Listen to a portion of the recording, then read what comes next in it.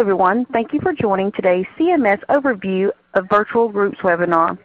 CMS will provide an overview of the virtual groups revisions included in the CMS Quality Payment Program Year 2 final rule released on November the 2nd. After the presentation, CMS will take your questions. And now I'll turn the program over to Adam Richards, Health Insurance Specialist from CMS. Please go ahead, sir. Great, thank you, and hello everyone, and thank you for joining us today. This is the overview webinar on the virtual groups participation option for Year 2 of the Quality Payment Program. We're certainly excited to have the opportunity to finally speak with all of you on this very unique participation option. As you all may know, we released the final rule for Year 2 of the program on November 2nd. And as an aside, I do want to remind everyone that this was or is a final rule with comment period, and those comments are due January 2nd, 2018. But even before the release of the final rule, we really started to kind of get the ball rolling on the virtual groups by opening the election period on October 11th and really beginning to provide educational resources on virtual groups. And don't worry, you will learn about all the concepts that I just mentioned, especially the election process, in just a bit. The virtual groups participation option is new, and what we believe to be a much anticipated option under the Merit-Based Incentive Payment System, or MIPS. We have received quite a bit of support from our external partners and stakeholders for virtual groups, and we believe that this participation option will allow for solo practitioners and small groups to successfully participate in MIPS. It will give clinicians the opportunity to pool and share their resources, things like certified EHR technology, aggregate their data, collectively report, and much, much more. So we have a very informative discussion planned for you today. So without further ado, let's get started. I'm on the next slide, slide 2. And just at a very high level, I want to run through some of our topics for today on virtual groups. So we'll start with a very general high-level overview, take a look at participating in virtual groups and MIPS, the application of group-related policies to virtual groups. We'll move into the election process, talk about the formal agreements, and then we'll round out our discussion by identifying the resources that are available. We have a really great toolkit right now. And then as time allows, we'll get into a question and answer session. So I'll move on to the next slide, and I'll introduce my colleague, Lisa Marie Gomez. Great. Thank you so much, Adam. As Adam noted, starting in 2018, there is a new option in which individuals and groups are able to participate in MIPS, which is virtual groups. So starting in 2018, there's participation option at the individual level, at the group level, and at the virtual group level. So now let's discuss, what is a virtual group? A virtual group is defined as a combination of 2 or more TINs assigned to 1 or more solo practitioners, or to 1 or more groups consisting of 10 or fewer clinicians, or both, that elect to form a virtual group for a performance period for a year. In order for a virtual group to form, it must have at least 2 TINs and entire TINs that elect to form a virtual group. So when you're forming a virtual group, as I noted, it's an entire TIN, which includes MIPS-eligible clinicians, clinicians who are not eligible for MIPS, and clinicians who may be participating in both a virtual group and a MIPS APM or advanced APM. Also, a group that is participating in a virtual group is considered to be an entire single TIN. And throughout this presentation, you'll hear me repeat or iterate particular key components or key elements and policies relative to virtual groups. The reason why we're wanting to iterate certain policies is because these are the foundation of what constitutes a virtual group. I also just want to note that throughout this presentation, you'll hear me say a TIN, which is a taxpayer identification number, which is how we identify a group, and the way we identify individual clinicians, which is by their national provider identifier. Next slide, please. So who can participate in a virtual group? Solo practitioners and groups with 10 or fewer clinicians are able to form a virtual group. So in order for a solo practitioner to be eligible to participate in MIPS as a virtual group, a solo practitioner must be a MIPS-eligible clinician, must exceed the low volume threshold, and not be a new Medicare-enrolled MIPS-eligible clinician, a qualifying APM participant, or a partial QP choosing not to participate in MIPS. So in order for a group to be eligible to participate in MIPS as a virtual group, a group must have 10 or fewer eligible clinicians. So this is the special number when we think about a group in terms of their group size, because they can have no more than 10 eligible clinicians. Under its 10. And the group must exceed the low volume threshold at the group level. I just want to note that 10 size is based on the number of NPIs billing under a 10. And as I noted before, this would include MIPS-eligible clinicians, clinicians who do not meet the definition of a MIPS-eligible clinician and or who are excluded from MIPS participation based on one of the exclusions that I had just briefly mentioned, which would include being a new Medicare-enrolled MIPS-eligible clinician, or a clinician with a QP status or a partial QP status who chooses not to participate in MIPS. Also, I just want to note that a solo practitioner or a group can only participate in one virtual group during a performance period. Also, there are no limits on the number of solo practitioners and groups that are able to form or join a virtual group. And if a group chooses to join a virtual group, all of the clinicians in that group are part of the virtual group. Next slide, please. So this slide, along with the next slide, may be familiar to you. We discussed these slides during the Quality Payment Program Year 2 webinar a few weeks ago. And during that webinar, there were a lot of questions pertaining to the low volume threshold. So we just want to provide an overview of the low volume threshold in terms of those who would be excluded or those who would be excluded based on this low volume threshold. So on this slide, you will see that we're increasing the low volume threshold for 2018. So in order for a clinician or a group to be eligible to participate in MIPS, a clinician or a group would need to exceed both elements of the low volume threshold, which is why you see the "and" in bold and capitalized, because in order to be included or eligible to participate in MIPS as a virtual group, you have to meet both elements. And again, those elements, which is why you see the "and." So if a MIPS-eligible clinician or a group bills more than $90,000 a year in Medicare Part B allowed charges and provides care for more than 200 Medicare patients a year, such MIPS-eligible clinicians or a group would be included in MIPS and eligible to participate in a virtual group. For a solo practitioner, he or she would need to exceed the low volume threshold at the individual level in order to be able to participate in MIPS as a virtual group. And for a group, the group would need to exceed the low volume threshold at the group level. Again, a solo practitioner and a group would need to exceed both components of the low volume threshold in order to be eligible to participate in MIPS as a virtual group. Next slide, please. So on this slide, you can see that we're outlining exemptions, or what we call exclusions, so those who would be excluded from MIPS. So here there are 3 types of categories of exclusion. So the first relates to new Medicare-enrolled MIPS-eligible clinicians, which you've heard me discuss before. Also clinicians who have a QP or partial QP status. And clinicians who do not exceed the low volume threshold.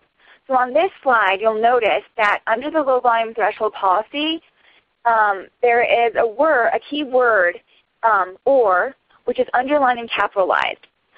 The reason why on this slide you see the "or" is because we're talking about who is exempt or who is excluded. And in order for a MIPS-eligible clinician or a group to be excluded from MIPS, an individual or group would only need to be below one of the components of the low volume threshold, which is why you see the keyword or and why it's underlined and capitalized. So on the previous slide you saw and, which is because to be included, you have to exceed both components of the low volume threshold.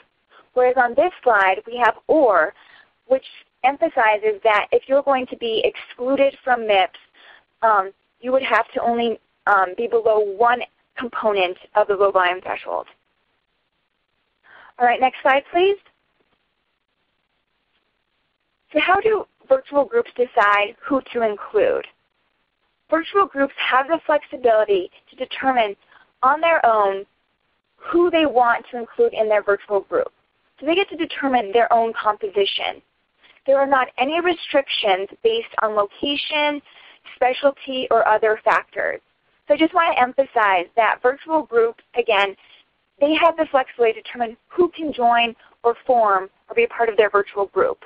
And as I mentioned on a previous slide, there is no limitation as to the number of solo practitioners and groups that can compose a virtual group. In the first year of virtual group option, we really wanted to provide virtual groups with the flexibility to determine their own composition because they know what would particularly meet the needs of their group or as being a solo practitioner. So we want to provide as much flexibility as possible. Next slide, please. So why join or form a virtual group? And this is a question we have continuously received. The formation of a virtual group provides for a comprehensive measurement of performance, shared responsibility, and an opportunity to effectively and efficiently coordinate resources to achieve requirements under each performance category. A solo practitioner or a group may elect to form or join a virtual group in order to potentially increase their performance under MIPS. Next slide, please. So now we're going to get into participating as a virtual group in MIPS. So now we'll go on to slide 11. So participating as a virtual group in MIPS. Virtual groups are required to aggregate their data across all TANs within the virtual group for all performance categories. Each member of a virtual group will have their performance assessed and scored at the virtual group level across all performance categories. As I noted earlier, a whole TIN or an entire TIN participates in a virtual group, meaning that each clinician or NPI under a TIN is a member of the virtual group. Each clinician within a virtual group will have a final score based on the virtual group's performance, but only clinicians who are eligible for MIPS would receive a MIPS payment adjustment. Any MIPS eligible clinician who is part of a TIN participating in a virtual group and is also participating in a MIPS APM or advanced APM under the APM scoring standard will not earn a MIPS payment adjustment based on the virtual group's final score, but will earn a payment adjustment based on the APM scoring standard. Next slide, please. Now we're going to get into the application of group-related policies to virtual groups. In the 2018 final rule, we outlined a specific section in the rule that really discusses this particular element in terms of the application of group-related policies and the application to virtual groups. So let's go on to slide 13. So generally, group-related policies that have been established apply to virtual groups unless otherwise specified. The submission mechanisms that are available to groups are also available to virtual groups. So similar to groups, virtual groups are able to utilize multiple submission mechanisms, but only one submission mechanism per performance category for the 2018 performance period. However, starting with the 2019 performance period, groups and virtual groups will be able to utilize multiple submission mechanisms for each performance category. The measure reporting requirements applicable to groups are also generally applicable to virtual groups. However, we note that requirements for calculating measures and activities and reporting via QCDRs, qualified registries, EHRs, and attestation differ in their application to virtual groups. Specifically, these requirements apply cumulatively across all TINs in a virtual group. Thus, virtual groups will aggregate their data for each MPI under each TIN within the virtual group by adding together the numerators and denominators and then cumulatively collate to report one measure ratio at the virtual group level. Next slide, please. So we'll continue discussing the application of group-related policies to virtual groups. On this slide, we're discussing data submission criteria. So the data submission criteria applicable to groups are also applicable to virtual groups. However, we note that data completeness and sampling requirements for the CMS web interface and CAPS from its survey differ in their application to virtual groups. Specifically, data completeness for virtual groups apply cumulatively across all TINs in a virtual group. We note that there may be a case when a virtual group has one TIN that falls below the 60% data completeness threshold, which is an acceptable case, as long as the virtual group cumulatively exceeds such threshold. Next slide, please. All right, so for this particular slide, I'm going to discuss elements in which virtual group policies differ from group-related policies. So in the 28th final rule, we expanded or modified the definition of non-patient facing. So when we think about a virtual group is considered to be non-patient facing if more than 75% of NPI's billing under the virtual group's TINs meet the definition of a non-patient facing individual MIPS eligible clinician during the non-patient facing determination period. So virtual groups determined to be non-patient facing will have their advancing care information performance category automatically reweighted to 0. Now in regard to rural area and health professional shortage area status. So a virtual group will be designated as a rural area or health professional shortage area practice if more than 75% of NPIs billing under the virtual group's TINs are designated in a zip code as a rural area or health professional shortage area. Now we'll go on to small practice status. So a virtual group will have a small practice status if the virtual group has 15 or fewer eligible clinicians.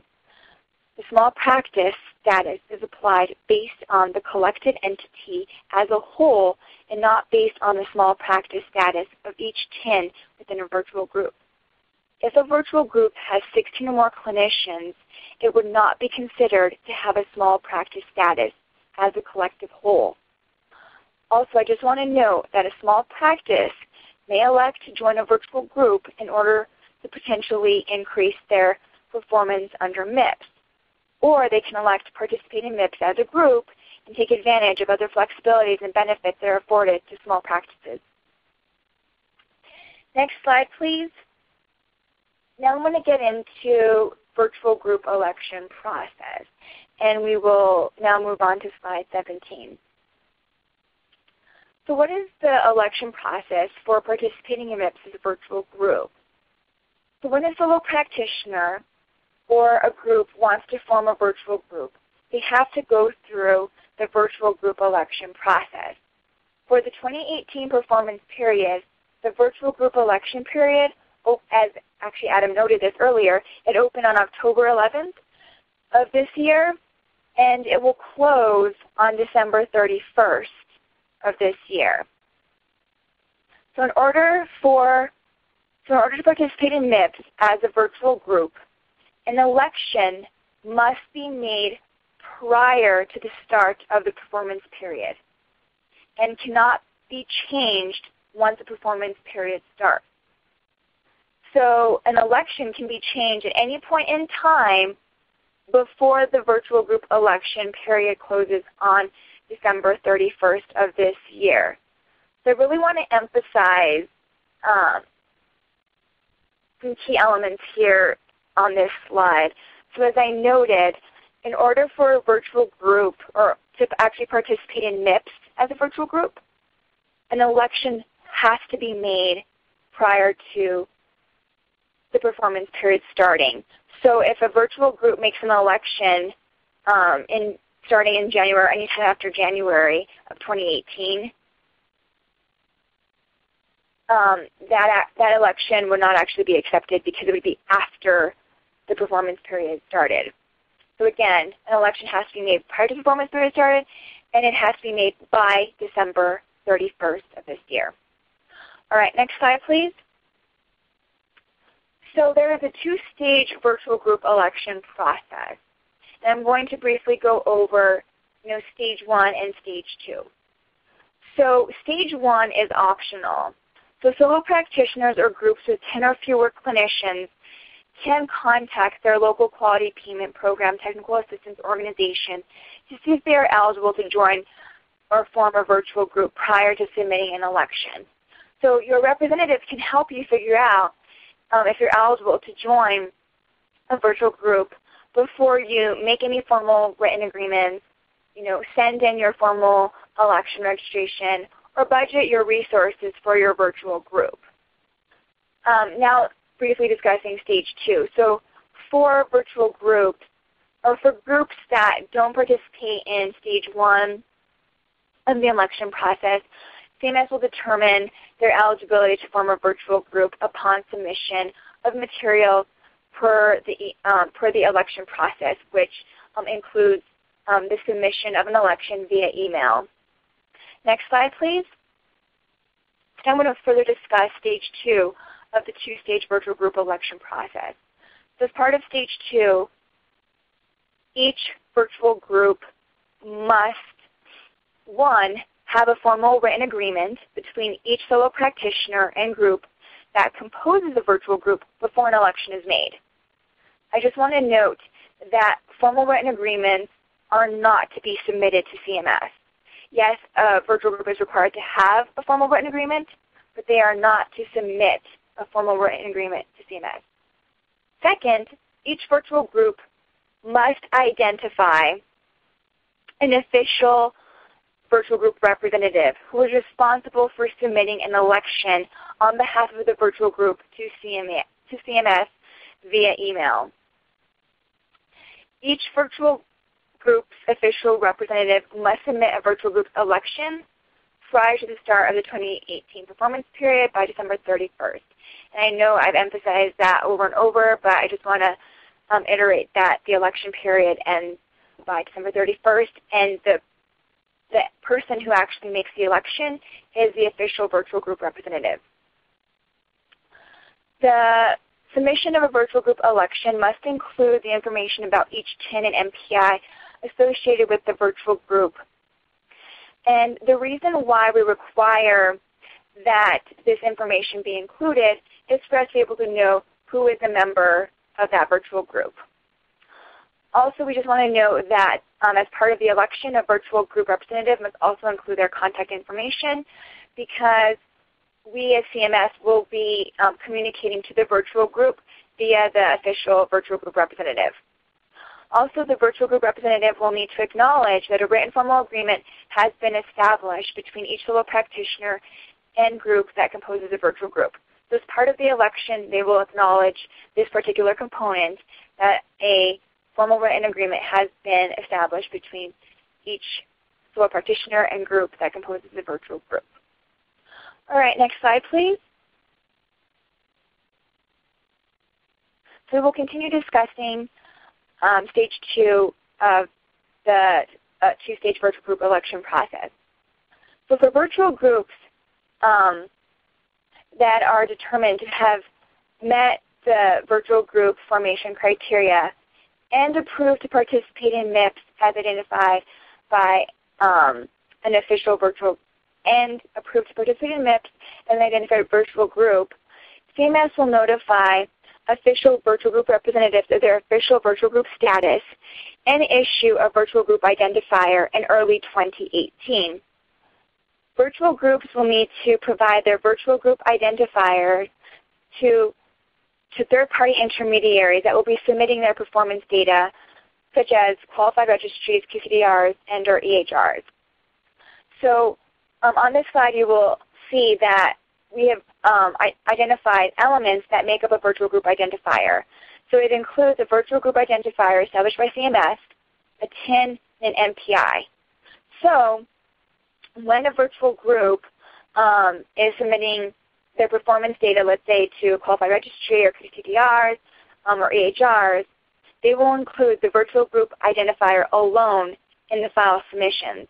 So for virtual groups that elect to participate in MIPS via the CMS web interface or administer the CAPS for MIPS survey, they will register via the CMS web interface and include the virtual group identifier alone during registration. So after a virtual group is identified as a virtual group by CMS, the virtual group representative must contact the Quality Payment Program Service Center before the applicable submission period starts with any updates to election information for the group for the applicable performance period. And this can be done one time before the submission period starts. Next slide, please. So as part of Stage 2 of the election process, group size and low volume threshold determinations will be based on claims data.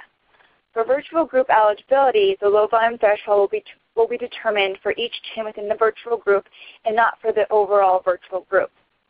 We understand that group size might change after virtual groups are approved by CMS. Thus, TIN size determinations that are made for virtual group eligibility during Stage 2 of the election process will remain valid for the entire performance year.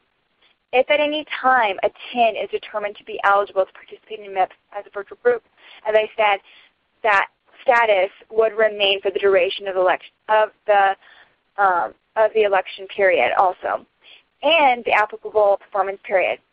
So for example, if a TIN has 10 MPIs billing under its TIN and determined eligible to participate in MIPS as a virtual group, such eligibility determination would remain even if a new NPI joins that TIN during the performance period, causing the TIN to have 11 NPIs.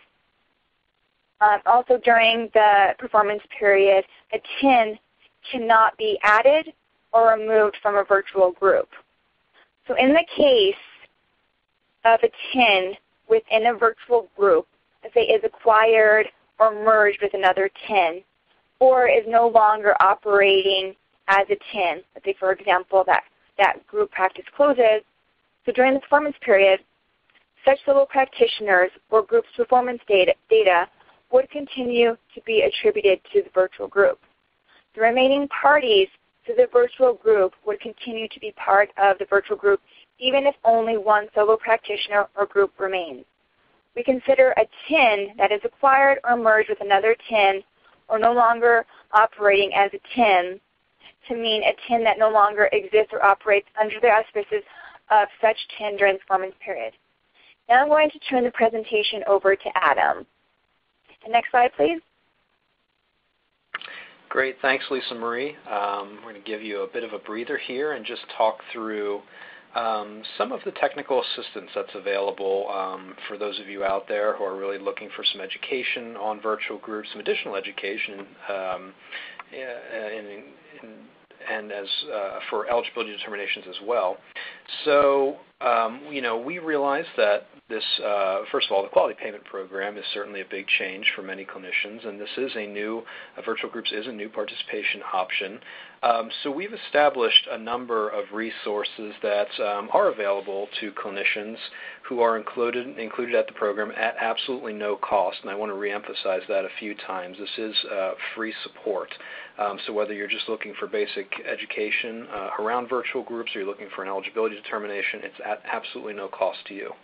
So we have three major and what I like to call on-the-ground branches of technical assistance, each of which contains multiple organizations who are ready to help you right now with all aspects of virtual groups. And that does include determining if you are eligible to participate in a virtual group for 2018 prior to you submitting your election. These on-the-ground branches of technical assistance, as you can see on screen, include the Small, Underserved, and Rural Support Initiative. So this initiative is focused on practices with 15 or fewer clinicians. There are 11 organizations that support the Small, Underserved, and Rural Support Initiative.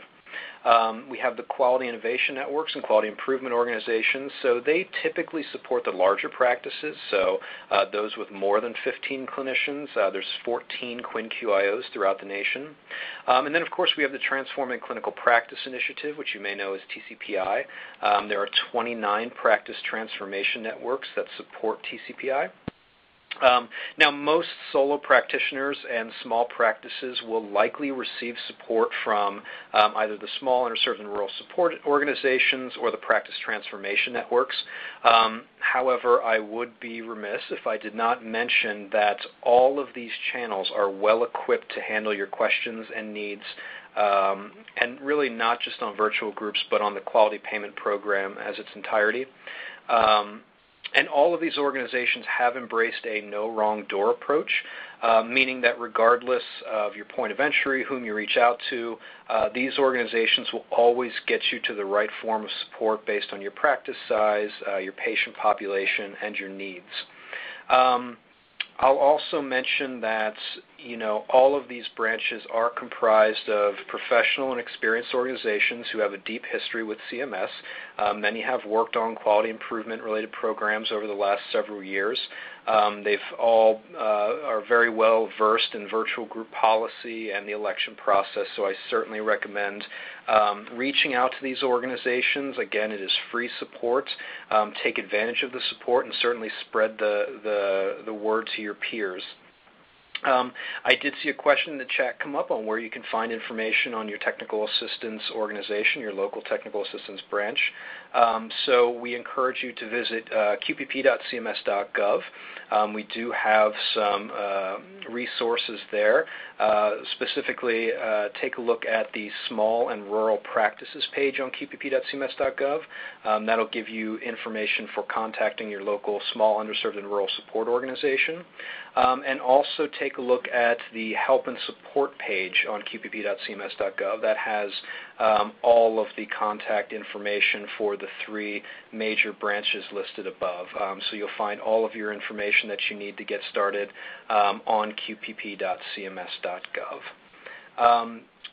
So I am going to turn it back over to Lisa Marie. Please keep sending us your questions in the chat. We are monitoring. We do have some of our policy experts working through those questions, so keep them coming. And Lisa Marie, I'm going to turn it back over to you. Great. Thank you, Adam.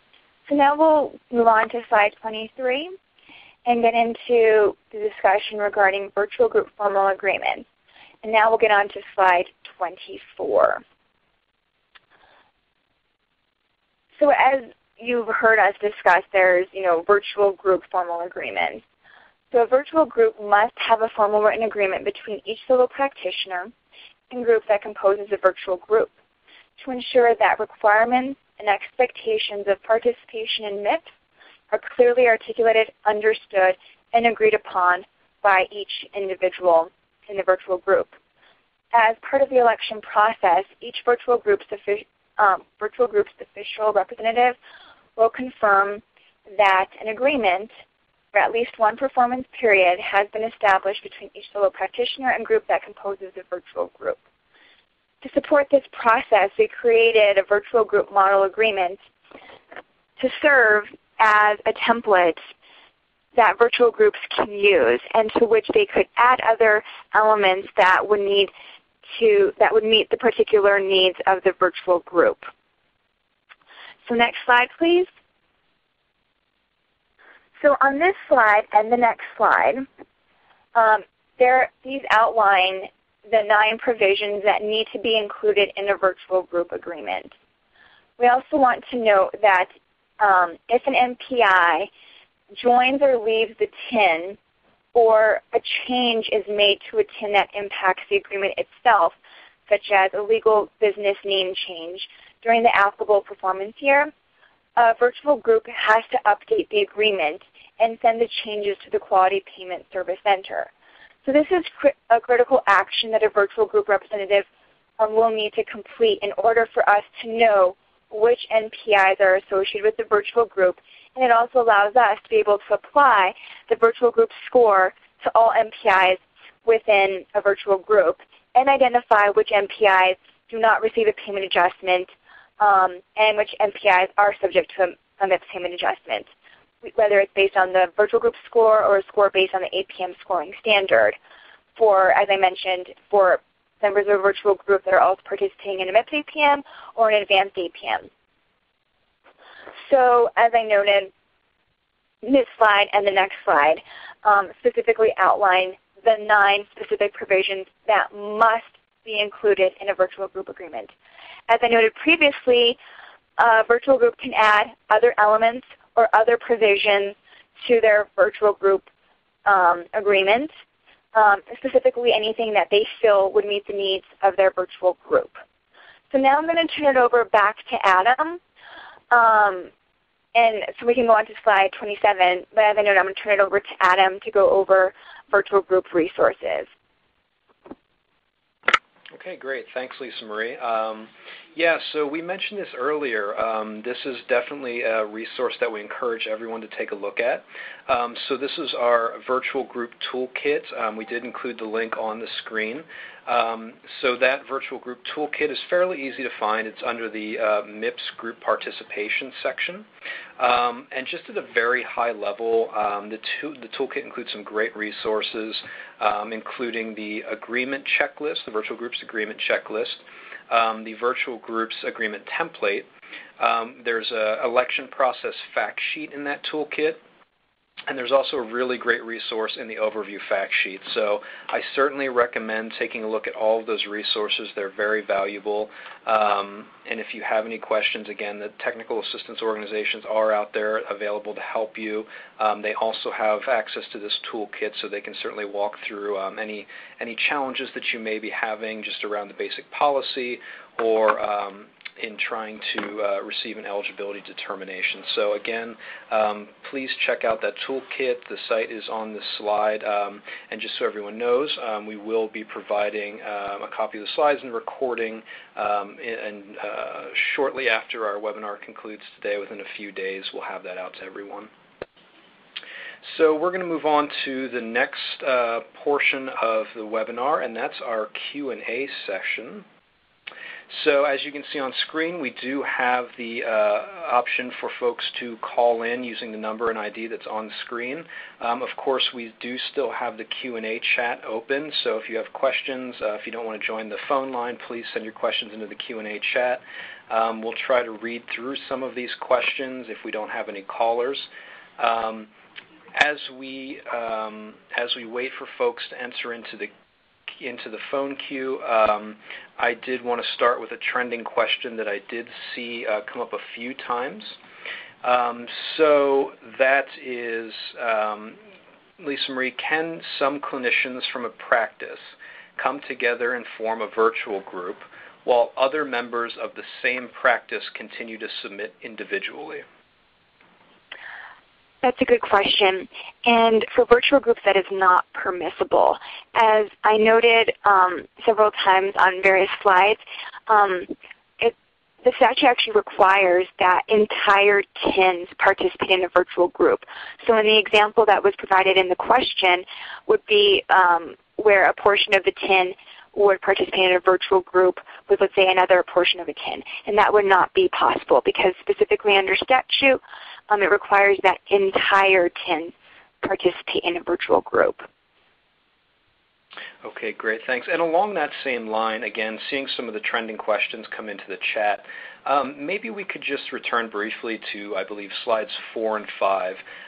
Still just getting a lot of questions just to kind of just walk through how virtual groups are really formed and who can participate in that virtual group, just at a very high level. Some of that information that's on slide 4 and 5, I think we just need one more refresher on that. Okay, no, I think that's great, Adam. So when we think about the components that can make up a virtual group, it's a solo practitioner and or a group, and that group can have only 10 or fewer eligible clinicians. So if there is a group that has 11 MPIs associated with their TIN, that group would not be eligible to participate in MIPS in terms of when we think about the election process. So if a group has, let's say, 5 NPIs, that group would definitely be eligible to participate in MIPS. So when we think about just the overarching elements, it's solo practitioners and groups with 10 or fewer eligible clinicians. And when we think about this number 10, it's total NPIs under that particular 10. So when we look at slide 15, this gets into like further eligibility. So a solo practitioner, you have to be considered a MIPS eligible clinician. So you meet the definition of a MIPS eligible clinician. Also, you have to exceed the low volume threshold at the individual level. Also, as a solo practitioner, you cannot be excluded from MIPS. And there are 3 overarching types of exclusions, which would be a new Medicare enrolled eligible clinician. Also, you may have a QP status. And if you have a partial QP status and choose not to participate in MIPS, you would be excluded. So again, as a solo practitioner, you have to be considered a MIPS eligible clinician, so you meet the definition of a MIPS eligible clinician. You cannot be excluded from MIPS, and you have to exceed the low volume threshold at the individual level. So when we think about groups, the criteria relative to groups is that, again, you have to have 10 or fewer clinicians. So again, it's total MPIs. You can have no more than 10 MPIs associated with your TIN. Also, you have to exceed the low volume threshold at the group level. So those are the components in terms of who is eligible to participate or form a virtual group. All right, great. Thank you so much. I do want to just quickly check in on the phone line. Do we have anyone on the line? There are no questions at this time. If you would like to ask a question, please press star, then the number 1 on your telephone keypad. Again, that's star, then the number 1 on your telephone keypad to ask a question. Great, thank you. So I'm just going to return back over to the Q&A and just look for some themes that we're seeing. One of the trending questions, Lisa Marie, is there a limit to how many solo practitioners or practices can join a virtual group? So there are no limits in terms of how many solo practitioners or how many groups that have 10 or fewer clinicians can join a virtual group. So a virtual group can be completely just composed of solo practitioners in which there's no limit. Similarly, a virtual group can be composed of just groups of 10 or fewer clinicians, and there's no limit to the number of groups, or it could be a combination of both, solo practitioners and groups with 10 or fewer clinicians, and there's no limit as to the number of solo practitioners or groups able to form a virtual group. Okay, fantastic. I'll go back and check in on the phone lines. Do we have anyone on? We do have a question from Mike Smith. Hello. What's your question? Hi. I'd like to get a little clarification on the MIPS composite score as far as a virtual group is concerned. Each practice would apparently, or my assumption would be that each practice would have separate patient panels. How do those different TINs that comprise the virtual group contribute to the quality pillar, the ACI pillar, or the IA pillar if they have separate patient panels? Can you explain that a little bit? Sure. Can we just go to slide 11 quickly? So, so depending on like the virtual group composition, so one thing is like when a virtual group, or let's say there's a solo practitioners or groups, contemplating whether or not they should join a virtual group. So if, let's say, different entities are discussing whether or not they should form a virtual group, we really want to encourage virtual groups to, when they're forming and they're identifying what types of measures to report, they can report. You want to be able to ensure that, your virtual group is able to report on measures, on the same measures. So when we think about a virtual group, like on slide 11, we discussed that as a virtual group, you're required to aggregate your data across all TINs within the virtual group. So you're aggregating data across the virtual group. And so depending on the composition of the virtual group, you will identify measures that you're able to report on, and that's where you would have to, as a virtual group, need to figure out in terms of a mechanism to ensure that when your data is aggregated, it's aggregated at the virtual group level. So when we think about aggregation at the virtual group level, and then we think about scoring, so because a virtual group is required to aggregate the data across the virtual group, performance is based on the performance of the virtual group. So each member of a virtual group will receive a score based on the performance of the virtual group. I hope that answers your question. So it sounds like there's an expectation that the patient data itself will be shared amongst the different practices. Yes. I mean, as part of a virtual group, those are elements that you would discuss and determine. And there's also been questions about, do they have access, do other, let's say, TINs have access to viewing that information. But because you are reporting as a virtual group, you will have to ensure that you're able to do what you need to do in order to meet the requirements to report as a virtual group. So if one of those elements includes being able to share patient data, that would be one of them. Also being able to maybe allow TINs to look at each other TIN's data that they have, so that when you're reporting together, whether it's for the quality performance category, ACI, or the advancing care information or improvement activities, you're able to see across the board how you're able to meet those requirements. Okay. Okay, great. Thank you for your question. And do we have any others on the line? No additional questions at this time. Okay, good. Lisa Marie, I'll kind of flip back over to the chat. I am, again, kind of just monitoring some of the common questions that are coming out. And I think just for the benefit of everyone participating right now, if you could just kind of go over how the low volume threshold is applied to virtual groups one more time. Sure. So as we know, just from general application of the low volume threshold, the low volume threshold is either conducted at the individual level or at the group level. And that same concept also applies to when we think about virtual group eligibility. So if you're a solo practitioner, in order for you to be eligible, you would have to exceed the low volume threshold at the individual level. If you're a group, you would have to exceed the low volume threshold at the group level. So let's say, for example, if you're a group, and let's say if you are not participating as a virtual group, but you're just participating as a regular group, that group has the option to report at the individual level or at the group level. So if a group chose to report at the individual level, then the applicability of the low volume threshold at the individual level would apply. And if you're reporting at the group level, the low volume threshold at the group level would be applicable.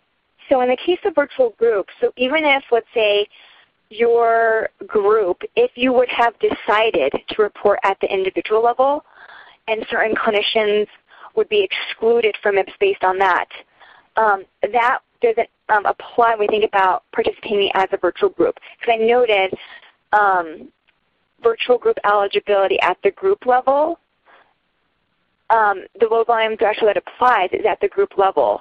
So when we think about a group, you have to collectively exceed the low volume threshold in order to participate in MIPS as a virtual group. So we think about it as a collective entity. So even if, let's say, when you were thinking about individual level reporting and certain MPIs would be excluded, that isn't necessarily applicable here because, again, we're thinking about as an entire entity, as an entire group, which is why we think about the low volume threshold being applicable at the group level.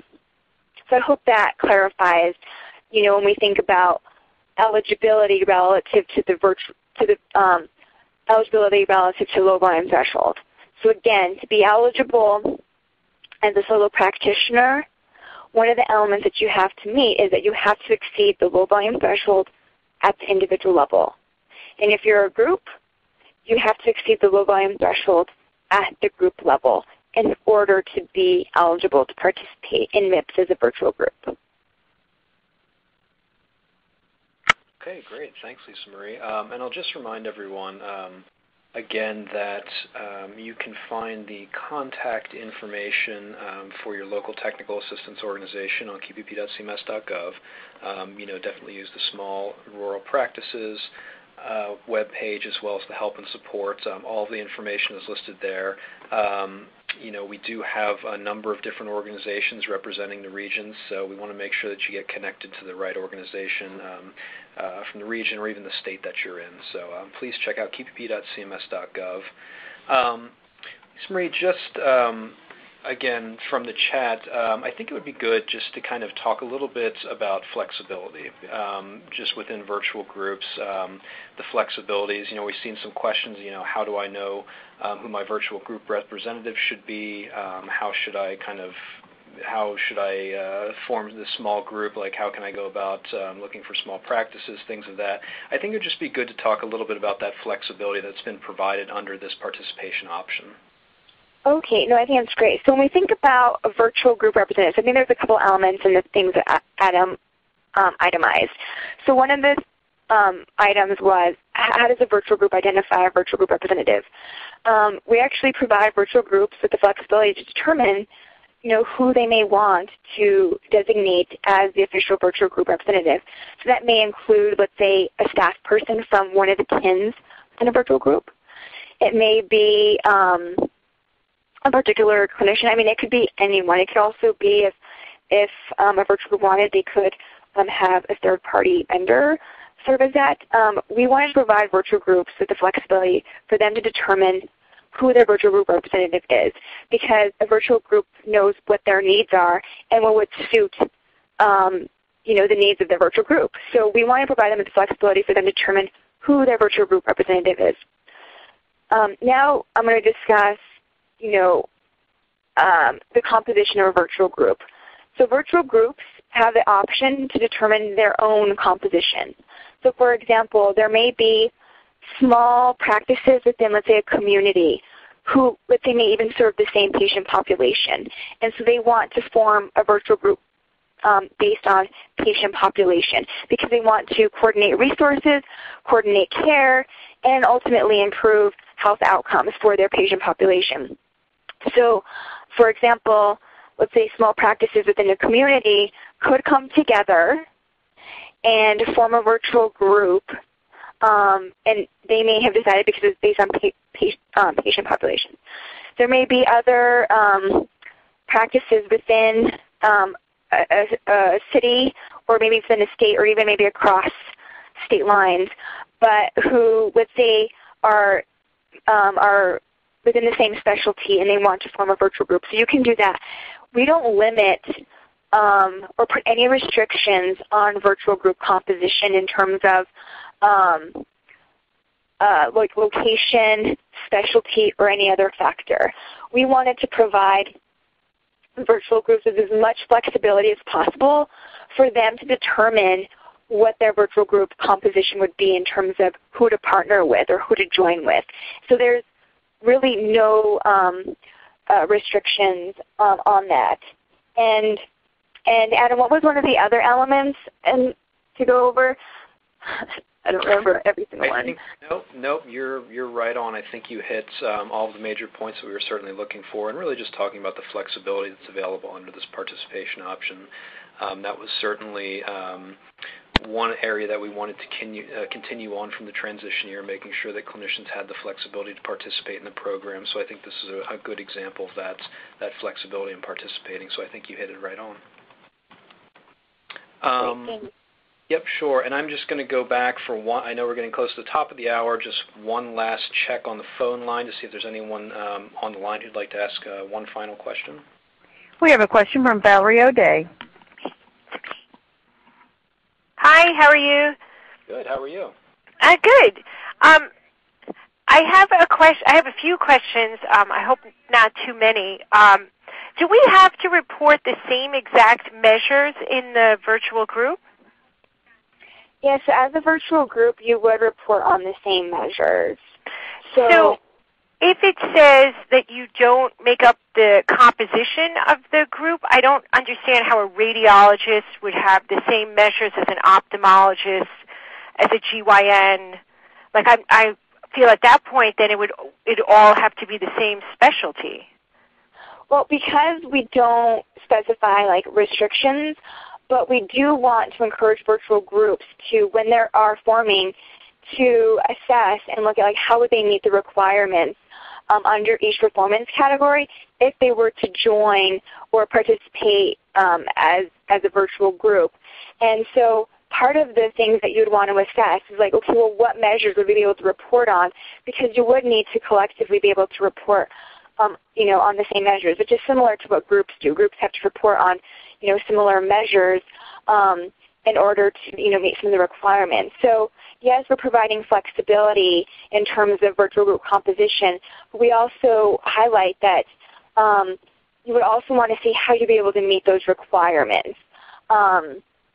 So there is sort of like a balance there, I think, in terms of like you can join with whoever you want, but you would also want to think about like how would you then actually meet the requirements for each performance category. Now, we're a solo practitioner. We don't have electronic health records, so we would not be able to do the advancing care piece. Why would someone else want to join with us? Because that's an automatic 0 that we would be getting. Molly, are you on the line to address this question? Yeah, I'm here. Sorry, would you mind repeating that question? Sure. We're a solo practitioner without an EMR, so we would not be able to do the advancing care piece because that requires an EMR to report. What would be the benefit from another solo practitioner to have us join with them because you're saying that we have to do all 4 pieces, so clearly we're going to be getting a 0 in that. Yeah, sure. So as Lisa Marie noted during the presentation, MIPS is, we assess performance on the 4 performance categories. Advancing care is one of those 4 performance categories. And we recognize that there are a number of practices such as yourself throughout the country who have not yet had the opportunity to make an investment into electronic health records. So you can still participate in the program without participating in the advancing care information performance category. And so I would anticipate that there would still be other clinicians and small practices that may be in similar situations such as yours that would still want to join a virtual group with you. Why? If another clinician had the EMR, wouldn't that average out with us to be like a 50, if they got 100% and us 0, they'd be like failing themselves?